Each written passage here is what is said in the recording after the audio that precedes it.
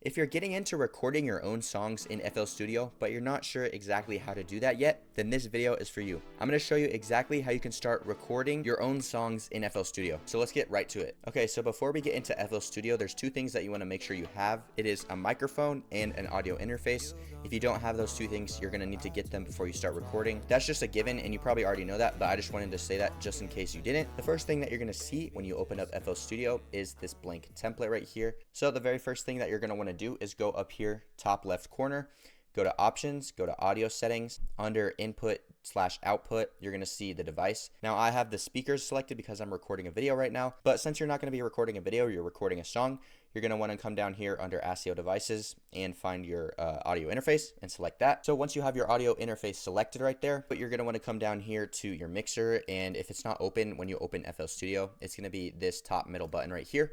So once you have your mixer open, you're gonna go down to a bus down here. I'm just gonna select insert one, and we're gonna rename this recording because this is the track we're gonna be recording to, and I'll just put that as a purple. So this is gonna be the track you're gonna record to, and how you route your mic to that track is you go over here to the right, go to the little drop down menu that says none right now, and then you're gonna go to whichever input you have your mic hooked up to on your audio interface. So I have mine on input one, so I'm gonna select input one.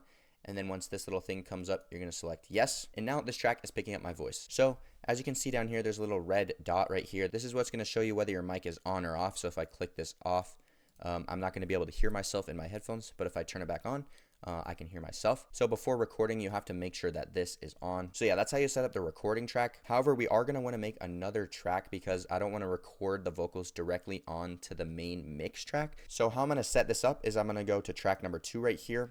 And I'm gonna rename this one effects because this is where all my plugins and things are gonna be. So I'll just put that as the same color. So we're not gonna be putting any plugins or effects on track 1, but we are gonna be putting all those on track number 2. But now you're gonna wanna route track 1 to track 2 because you're probably gonna wanna hear those effects on your vocal while you're recording. So how you do that is you make sure you have track number 1 selected right here. Go down to the little arrow under track 2. Right click it and go route to this track only. So now once you put all the plugins and stuff on track number 2, you are going to hear those while you're recording your vocals. However, this benefits us because we have the effects track and the recording track separate from each other. So this means you can tweak the plugins and effects after you've recorded the vocal if you like the take. So that's a pretty helpful tip right there. Okay, so that's how you set up your tracks down here. Now actually getting into recording, what you're going to want to do is, again, make sure that you have this little red button selected down here. If it's off, you're not going to be able to hear yourself and the vocals will not record. So yeah, just make sure you have that selected. So yeah, when you're ready to record, come up here to the top, hit this little red button up here. And once you press play or the space bar, it will start giving you a countdown of the metronome and you will start recording. So yeah, as you can see right here, it's recording my vocals when I talk right here. And yeah, so that's how you record your vocals. And if you didn't like that specific take, you can hover over the recording right here, right click it to delete it, and then just press play again, and you'll be able to record a new track just like that. And you can record as many of these as you want. And even if you delete a track, it will save it over here on the left. So if I delete it, I can just drag it right back out just like that. And so yeah, this allows you to save your past recordings. So yeah, that's recording with bass raw vocals right there, no effects on it at all. But if you want to start adding plugins, all you have to do is come down to the effects track like I said before, and then go over to the right here, and this is where you're going to start adding your plugins. So as you can see, when I click on slot 1 right here, it's going to bring up this whole portfolio of plugins right here. So the first one that I always add is the pitcher right here. This is the auto tune plugin. So yeah, that's usually the first plugin I like to add. And then after that, I'll probably add an EQ, a compressor, and so on. So yeah, that's how you're going to start recording with the effects on your vocals. Another thing I would like to note before I end the video is if you want to create another recording track, you absolutely can. All you have to do is do the exact same process. So usually what I do this for is like an ad-libs track or background vocals. So I'll go over here to track 3, then I'll rename this one recording again. But this time I might change it a different color so I can differentiate the two recording tracks. And then again, I'm gonna go right next to the track that I just created and then create the next effects track. So I'm gonna name this one Ad-libs effects or something like that. And then you do the exact same process to route the two together. Make sure you have the recording track selected.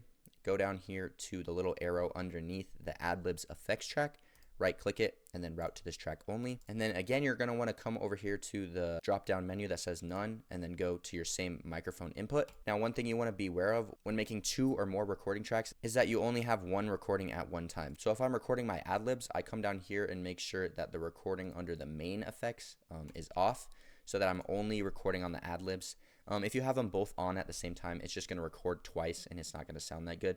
So make sure that you only have one on at a time. Okay, yeah, so those are the basics of recording within FL Studio. I hope this video helped you out. If it did, please leave a like and subscribe. I would really appreciate it. Also, if you're into improving the sound of your music, then you should check out my website where I have 3 available vocal presets. One is completely free. It is called the Caleb James lead vocal preset. And yeah, if you're into that kind of stuff, then you should check that out. But again, thank you for watching, and I'll see you in the next video. They're gonna get it tonight, baby, just come here.